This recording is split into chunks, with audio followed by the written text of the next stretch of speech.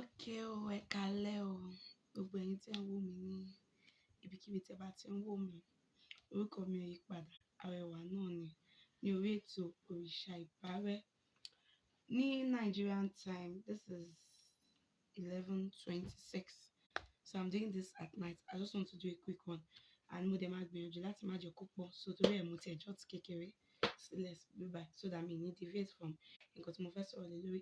And I will try máa gbìyànjú as much as possible láti máa ṣe program tí mo ń ṣe ní English because English ló ń wá sí mi lórí mi mọ̀ dé. Ẹ̀rọ pé mo ń try best mi láti máa ṣe Yorùbá náà ni nítorí àwọn audience wa mí tó jẹ́ pé mọ̀ pé àwọn elédè wa gangan ni mo ń target náà. Ká má tí wá sọ àwọn tó kù along the line a máa ṣe lóyìnbó náà. But for now, ká ṣe nǹkan. So, nǹkan tá a máa sọ̀rọ̀ lé lórí náà ni ìbálòpọ̀. Ìdí tí ó jẹ́ kí n fẹ́ sọ̀rọ̀ nípa nǹkan tí mo fẹ́ sọ̀rọ̀ lé lórí lónìí ni pé ó ní àwọn ìbéèrè kéékèèké kan tí mo gbà nípa ìbálòpọ̀ láàárín ọkọ láya àbí láàárín ọkùnrin sóbìnrin bó bá ṣe jẹ́ wọ́n lè má jẹ́ lọ́kọ láya èyí tó bá wù wọ́n.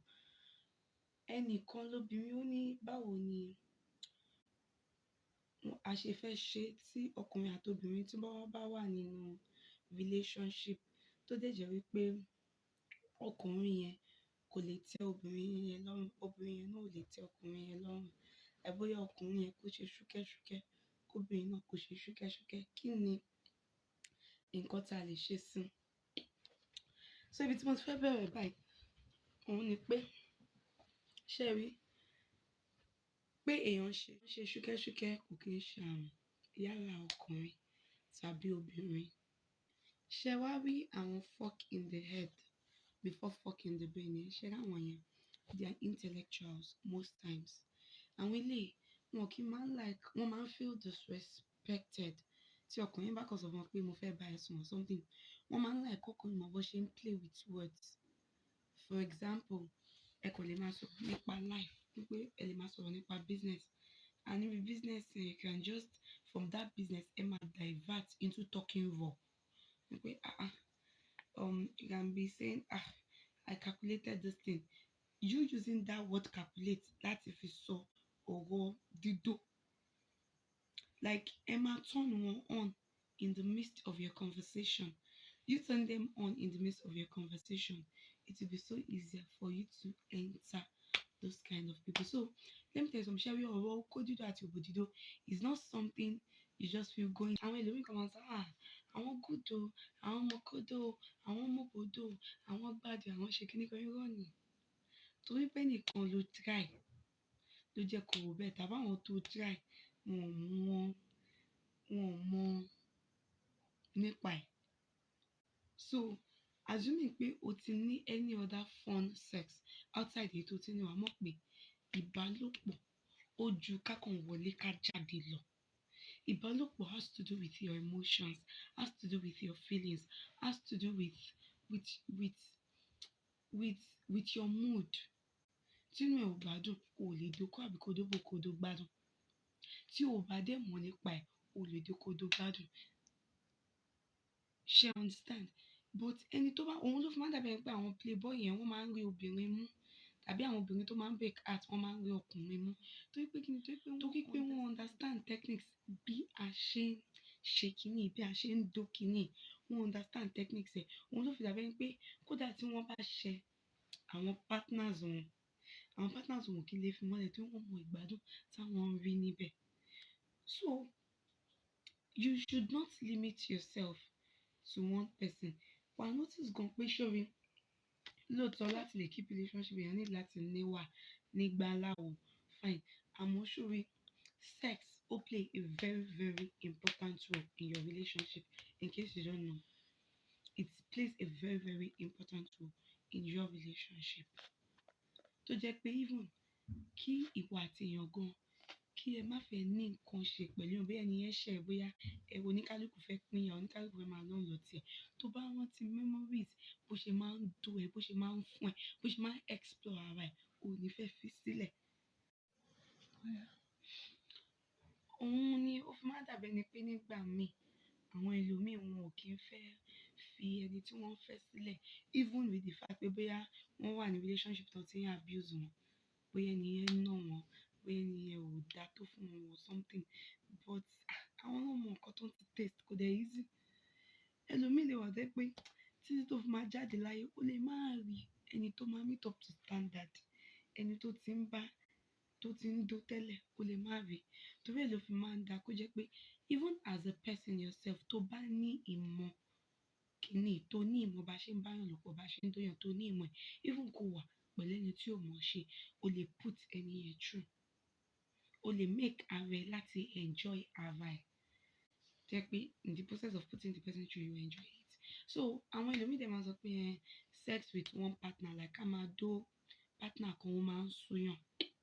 Ọjọ́ méjì, ìjọ́ kẹta ẹ lè má dòra yín, ẹ kàn lè wò pé let's just make out to have orgasm.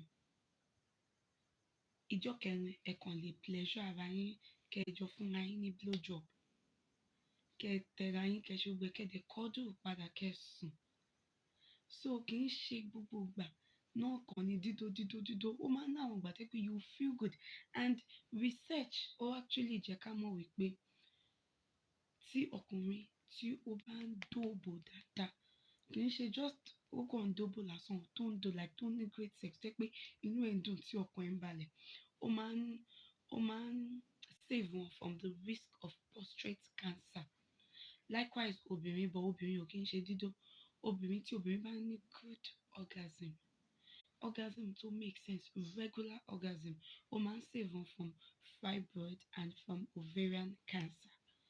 So most of these things, aside pleasure, the right way, tó bá ń ṣe bó ṣe yẹ kó rí, tó dẹ̀ ń fi ìgbádùn sí, tó ń fi fàájì sí, you are not limiting yourself to one style. Ṣẹ̀rí missionary tó jẹ́ the least of all sex styles, missionary styles, everybody máa ń sọ pé àwọn ancestors wa ló ń lò, àwọn ìyá àgbà wa ló ń lò, àwọn ìyá kìíní kan ló ń lò. Tó bá mọ̀ ṣe dáadáa, wà á enjoy missionary yẹn more than even any other sex styles.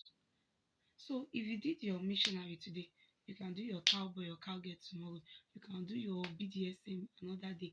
Do you understand? And then ìgbà míì gan, having orgasm is usually better than having sex itself. So gbogbo ìgbà kọ́ ni kí penetration máa wáyé, gbogbo ìgbà kọ́ ni kí dídó máa wáyé. Nǹkan tó fi máa ń súyàn nìyẹn.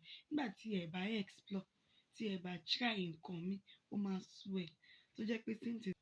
So most of these things, aside pleasure, they have their medical benefits. Then one of also the problems that tún máa ń ní nínú relationship tó fi máa ń dàbí ẹni pé bóyá tá a bá fi relationship kan lẹ̀, a máa rò pé a kì í rí ẹlòmíì tó lè dó wa tó ẹni tó fi wá sílẹ̀, yálà ọkùnrin tàbí tóbìnrin. Òun náà ni pé it's true, everybody lè ní the same strength, ní the same experience, ní the same knowledge.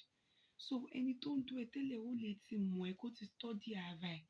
Tí wọ́n bá move on lọ sọ́dọ̀ ẹlòmíì, bóyá o fi Yọ̀mí lẹ̀, o move on lọ sọ́dọ̀ Kúnlé, wà á fẹ́ kí Kúnlé náà dó ẹ bí Yọ̀mí ṣe ń dó ẹ. Ó dẹ̀ ti gbàgbé pé Kúnlé is a whole different person. Ẹlòmíì ni Kúnlé. So you and Kúnlé need to study yourself. You need to understand your body. Kúnlé náà ó máa wọ̀n pé but mo ń dó Síkírá tẹ́lẹ̀ náà, inú Síkírá dẹ̀ ń dùn, kílé tí mo ṣe wá ń dó Kẹ́mi sínú Kẹ́mi ò dùn. One of the reasons tí ara táwọn religion wa fi sọ pé ká má máa ní ìbálòpọ̀ before marriage náà nìyẹn, because nígbà tó bá ti try ẹnì kankan kó tó marry, tí ò sì pé o break up pẹ̀lú ẹnì kankan, tó bá marry jẹ́ pé ọkọ ẹ ló jábàálẹ̀ ẹ̀, ìyàwó ẹ náà ni o kọ́kọ́ bá sùn, ẹ máa mọ bẹ́ẹ̀ ṣe máa pleasure ara yín. Even tí ó bá tẹ́ra yín lọ́rùn, ẹ máa mọ bẹ́ẹ̀ ṣe máa find the solutions tọkàn yín á fi balẹ̀. Kò ní sí pé mo fẹ́ lọ gbìyànjú ẹlòmíì ta. Ṣùgbọ́n tó bá ti gbìyànjú ẹnìkan rí, tàbí tó ti gbìyànjú àwọn tó pọ̀ rí, tó bá wá marry tó yẹ pé ẹni tó dẹ̀ keep ẹ, tó yẹ pé ìwà ẹ̀ bá tiẹ̀ lára mu, ó fẹ́ sílé, ó ṣe gbogbo ẹ̀, àmọ́ energy ẹ̀ ò tó tẹni tó fẹ́ tẹ́lẹ̀, wà ní problem torí pé ó ti dó àwọn kan rí kó tó dóhùn. Ìgbà yẹn wà á máa compare pé tí Yẹmí bá dẹ̀ jẹ mí, ara mi á le koko. Do you understand?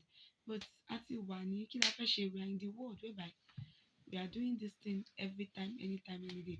So you just have to seek for knowledge yẹn. Tó bá dẹ̀ ti seek for knowledge yẹn tó mọ̀, but nǹkan kan tó kàn máa ń pa àwa èèyàn, especially Africans, òun ni pé a kì í like láti seek for knowledge, because àbòsí wa, hypocrisy wa kò jẹ́ ká mọ̀. Because àwọn èèyàn máa ń rò pé tóun bá ń sọ̀rọ̀ nípa dídó orúkọ àtòbò, wọ́n máa rò pé aṣẹ́wó lòun, òun ṣe lè máa sọ orúkọ báyẹn. Tá bá dé normalize it, a lot of people are suffering from all of these things. Tó jẹ́ pé tí wọ́n bá sọ jáde, tí wọ́n bá wá ìmọ̀ yìí, they will be able to save their marriage. Ọ̀rọ̀ mi ò jù báyìí lọ fún tòní. And then one more thing tí mo fẹ́ jẹ́ ká mọ̀ kí n tó lọ. One more thing tí mo fẹ́ jẹ́ ká mọ̀ kí n tó lọ, òun ni wípé only one very important tips to my help relationship now. Òun ni pé when you are in a relationship with someone, try your best kó máa ránra ẹ létí nípa nǹkan kan tó wà very positive nípa nǹkan tí partner ẹ máa ń ṣe fún ẹ. Tó bá jẹ́ pé time tẹ́ ń dora yín, ó ní bó ṣe máa ń finger ẹ̀, òun nínú ẹ̀ ṣe máa ń dùn. Máa ránra ẹ létí nípa ẹ̀ every time. Jẹ́ pé if tẹ́ bá ní sex, o lè máa ní baby, just give it to me. I love the way you actually fingered me the other time. Do you understand? Tó bá jẹ́ pé bóyá bó ṣe máa ń la ìlú gbádùn, máa ránra ẹ létí pé wow, this guy actually pleasures me in this way. Tó bá jẹ́ pé bóyá máa ń fọwọ́ kan ìlú gbádùn, máa ránra ẹ létí bẹ́ẹ̀. Tó bá ránra ẹ létí bẹ́ẹ̀, ìyẹn tún máa kó àwọn nǹkan tó fi jẹ́ pé ìbálòpọ̀ pẹ̀lú ìwà tẹ́ni yẹn kò ní sú ẹ. And then nǹkan kan náà tó wà very important, ẹ máa miss ara yín lẹ́ẹ̀kọ̀ọ̀kan. Lóòótọ́ ó dáa kẹ́ máa fúnra yín regularly, òbí kẹ́ máa ṣe lójoojúmọ́ débi pé ẹ máa hàn síra yín kọ́. Tẹ́ bá ń ṣe lójoojúmọ́, tó bá yá ìgbà mí ẹ lè rò pé jẹ́ ká lọ on 3 days break. Ṣé ẹ máa rí pé tẹ́ bá lọ on 3 days break yẹn, by the time tẹ́ bá máa fi padà wá, feelings yẹn ó ti máa wà lẹ́ẹ̀ tó jẹ́ pé ara ẹ tí yín gan máa gbọ́n, máa ṣe wẹ̀ tó jẹ́ pé by the time tẹ́ bá máa fi ṣe, á wá sú yín. So ẹ máa like pain and pleasure, they work hand in hand. So just take little pain for you to take maximum pleasure. So ẹ máa try láti máa miss ara yín, kì í ṣe pé ká wá jẹ́ kó mọ yín lára dé pé ẹ máa lò ṣe every time. Tẹ́ bá ń dóra yín every time without spicing up your relationship, ó máa sú yín, ó máa sú partner yín gan wá jáde. Ọ̀rọ̀ mi ò jù báyìí lọ lọ́jọ́ tòní. Èmi tí ń tòótọ́ Arẹwà. So lórí ètò òrìṣà ìbálẹ̀, a máa sọ mí lọ́jọ́ mi ọjọ́ rẹ. Ẹ má gbàgbé láti subscribe sí YouTube channel mi. Kẹ̀dẹ̀ fún mi ní thumbs up. Ẹ ṣé mo dúpẹ́. Thank you. Ó dàbọ̀.